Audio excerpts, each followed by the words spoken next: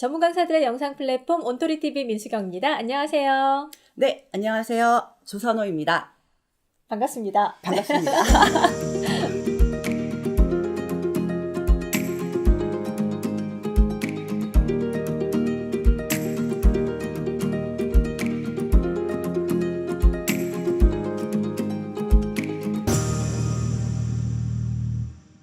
지난 시간에 저희가 서비스 모니터링에 대한 이야기를 좀 나눠봤는데 네. 이게 언제부터 시작됐는지 네. 그 유래도 되게 궁금하거든요. 이 서비스 모니터링은요, 미국에서 소매업 점주들이 종업원들의 어떤 절도를 방지하기 위해서 사립 탐정을 이제 종업원인처럼 고용을 한 데서 좀 유래가 됐다라고 하고요. 이게 발전이 돼갖고 미국의 이제 리서치 회사 월마크가 대고개 평가 서비스가 이제 조사가 시작이 되면서 이 미스터리 쇼핑, 뭐 섀도우 쇼핑이라는 이름으로 널리 활용이 되었습니다.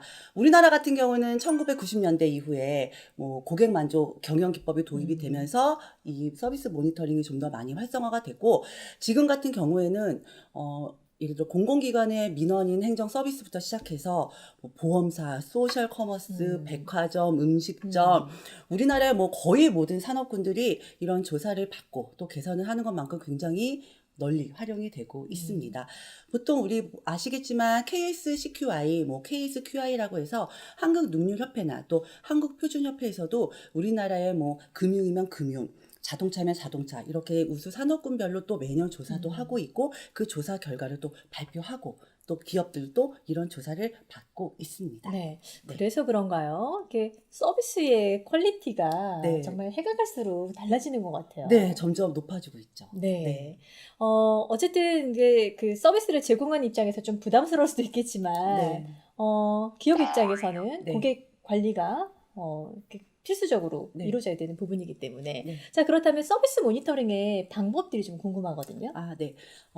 서비스 모니터링은 음. 크게 두 가지로 나뉩니다. 첫 번째는 전화 모니터링이고요. 두 번째는 방문 모니터링입니다.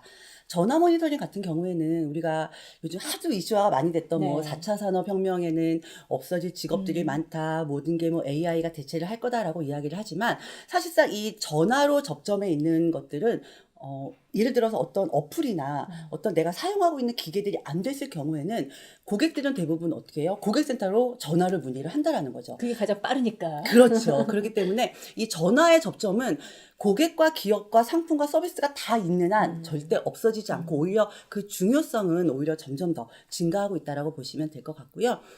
전화 모니터링 같은 경우에는 크게 세 가지로 나뉩니다. 첫 번째는 전화를 어떻게 받았느냐에 따른 전화 수신, 그 다음에 어떻게 응대느냐에 따른 응대 태도, 그 다음에 종료 태도, 세 가지이고요. 수신 태도 같은 경우에는 우리가 전화를 걸었는데 안 받으면 답답하잖아요. 그래서 오. 그 걸었던 좋은 마음은 사라지고 왜 이렇게 안 받아? 짜증이 또 나기도 하거든요.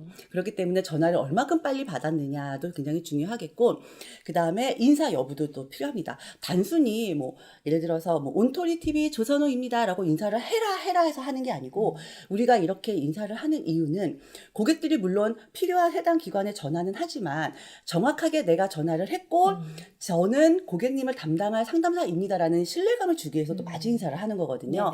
네네. 네, 그렇기 때문에 그런 맞이 인사 여부를 또 보게 되고, 두 번째 응대 태도에서는 고객의 응대를 얼마큼 친절하게 했느냐에 대한 CS적인 부분과, 또 하나는 우리 상품에 대해서 혹은 서비스에 대해서 고객한테 얼마큼 정확하고 전문성을 가지고 했느냐에 대한 어떤 정량적인 평가, 업무적을 보게 됩니다.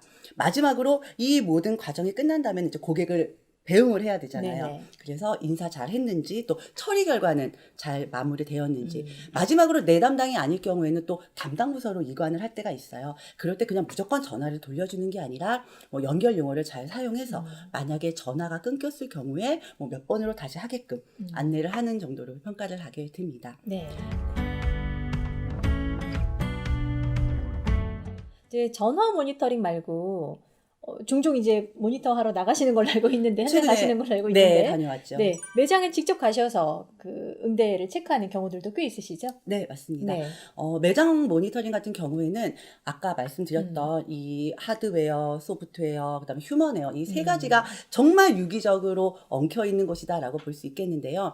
첫 번째는 매장을 가기 위해서 보여지는 시설적인 부분들, 매장의 상품의 진열 상태가 어땠고, 또 매장의 또 친절 관리 상태는 어땠고, 그런 것들을 보게 되고, 두 번째는 내가 무언가를 서비스를 이용을 한다거나 상품을 구매하러 갔었을 때 직원의 응대 태도.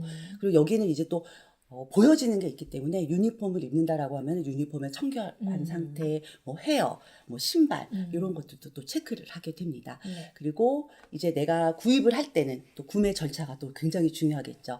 말씀드린 것처럼 무언가를 구매한다거나 또 혹은 마음에 들지 않아서 환불을 할 때, 또 쌓여진 어떤 포인트를 사용할 때, 혹은 내가 어떤 거를 신청을 할 때 또 민원이나 행정 서비스 같은 경우는 뭐 복잡한 서류 절차, 뭐 작성하는 게 또 고객 중심으로 되어 있는지 이런 절차들을 또 보게 됩니다. 네. 그렇게 해서 세 가지 부분을 하게 되죠. 네. 이 서비스 모니터링을 통해서 네. 사실은 기업의 어떤 성과랑 연결되는 부분들이 많기 때문에 네. 어떤 식으로 보통 연계가 되는지도 되게 궁금하거든요. 네, 서비스 모니터링 같은 경우는 단순히 조사를 하고 거기서 끝나는 게 아니라 이 조사한 거를 활용을 해야 되잖아요. 그래서 마지막으로 좀 말씀드릴 부분은 바로 이 서비스 모니터링에 대한 활용 방법인데요.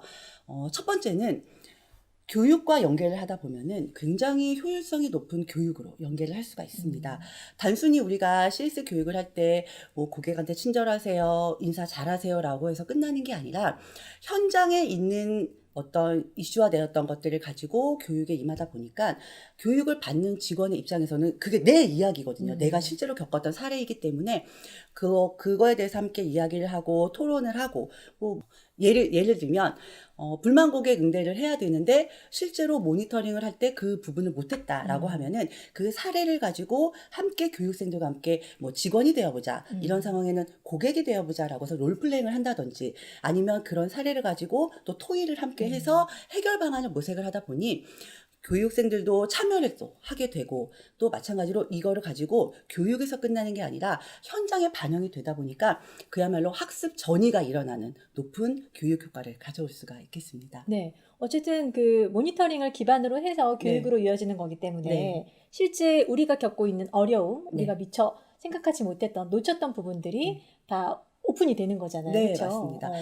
그리고 이렇게 나온 객관적인 어떤 지표라든가 결과 같은 경우에는요, 부진 상담원의 같은 경우, 부진 직원 같은 경우에는 코칭의 또 자료로 활용할 수도 있고, 또 우수 서비스 직원 같은 경우에는 뭐 성과제도라든가 인센티브를 통해서 또 잘하는 직원들을 독려하고 동기부여를 할 수 있는 걸로도 활용이 됩니다.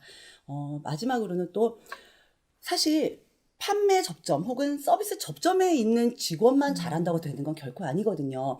예를 들면은 신상품이 나왔는데 이 신상품을 마케팅 부서에서는 얼마만큼 홍보를 하느냐에 따라서 또 고객들이 갖는 서비스의 인지도는 달라지기 때문에 마케팅 부서 같은 경우에서는 뭐 홍보를 어떻게 할 것인지, 또 상품이 나왔으면은 물류팀 같은 경우는 유통에서는 또 빨리 필요한 시기에 또 고객에게 전달을 해야 되기 때문에 이런 나온 결과 가지고 또 서비스의 운영 방안을 설정을 할 수가 있고요. 마지막은 무엇보다도 이런 모니터링을 하는 이유는 고객에게 필요한 서비스, 또 조금은 차별화된 서비스를 제공하다 보면은 결국 고객은 그 기업에 대한 브랜드 가치가 또 상승을 하게 될 것이고, 이미지도 물론 개선이 될 것이고, 그게 이제 고객 만족으로 이어지다 보면은 기업은 곧 고객을 통한 수익 창출이 최고의 궁극적인 목적이기 때문에 고객 만족의 지속성을 가지고 올 수 있는 또 효과도 있습니다. 네. 어쨌든 고객이 만족해야 이 선순환의 사이클을 딸 수 있는 네, 거기 때문에 맞습니다. 그 과정에서 이제 모니터링이 필수적으로 들어가주면 훨씬 더 효과가 좋을 거고요. 그렇죠? 네. 고객 만족에서 이제는 고객 감동의 시대가 왔고, 그 고객 감동을 넘어서 이제는 고객이 미처 몰랐던 고객 기절, 뭐 고객 돌도를 할 만큼의 어떤 경영 마케팅이 많이 네. 이슈화가 되고 있는데, 그런 것만큼 기업들은 고객의 뭐 니즈 파악이라던가 고객이 우리 서비스를 어떻게 생각하고 있는지, 또 고객의 불만 요소는 무엇인지를 좀 많이 알고 싶어 하고요. 그런 것들은 말씀드린 것처럼 서비스 모니터링이라는 것을 통해서 또 확인할 수도 있고, 이 결과를 가지고 개선할 수도 있고, 또 좋은 것들은 유지시킬 수 있는 것이 이 모니터링의 목적이라고 말씀드릴 수 있습니다. 강사님, 저희가 이제 서비스 모니터링에 대한 이야기를 쭉 나누면서 이제 좀 마무리를 할 단계인데요. 고객 만족을 위해서 어쨌든 직원들이 잘하고 있는지를 평가하는 거잖아요. 네. 근데 역으로 생각하면 평가를 당한다라고 느끼시는 분들 입장에서는 조금 불편함을 호소하거나 이런 분들도 계시지 않을까 싶거든요. 아, 네, 맞습니다. 네. 사실 모니터링을 평가를 받는 입장에서는 누군가 나를 감시한다거나 혹은 그 모니터링을 하고 있다라는 생각이 들면은 자연스럽게 나왔던 행동들도 오히려 부자연스럽게 나올 수가 있거든요. 네. 하지만 이 서비스 모니터링의 목적은요, 예를 들어 부진한 부분이 있다라고 하면은 그 부진한 부분을 좀 더 채워줄 수 있고요. 또 이게 뭐 어떤 감시 이런 거보다는 조금은 고객 만족을 잘하고자 서비스 품질을 높이고자 하는 데 최종 목적이 있기 때문에 그런 어떤 편견이나 선입관 같은 경우는 안 가지셨으면 좋겠고, 또한 모니터링을 하는 전문 컨설턴트 또한 내가 평가하고 조사하고 결과를 내는 이 과정이 한 기업을 또 대표하기 때문에 그 대표성을 갖는 것들, 또 객관적으로 평가할 수 있는 어떤 공정성들, 또 이런 것들이 또 많이 요구가 되기도 하겠죠. 네. 아, 오늘 이렇게 서비스 네. 모니터링과 관련해서 굉장히 좀 체계적으로 쭉 들어본 것 같아요. 네, 오늘 말씀 감사합니다. 너무 감사드리고요. 다음에 또 기회가 된다면 조금 더 구체적인 이야기들 네. 나눠보도록 하겠습니다. 네, 감사합니다. 네, 저희 여기서 인사드리겠습니다. 고맙습니다. 네, 감사합니다.